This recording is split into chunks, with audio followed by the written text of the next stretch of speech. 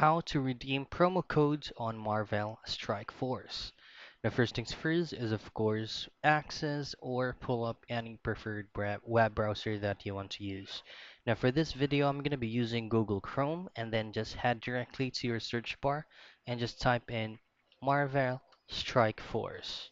From here, you'll be seeing multiple results, and all you have to do is to go ahead and choose on the first link, which will redirect you to the marvelstrikeforce.com's official site. So as you can see, there is actually no login button or no login option that you can go ahead and tap and for you to be able to log in. So all you have to do is just change or customize the link. Just simply add player gift with a question mark, source, equal sign, and device. Then hit enter.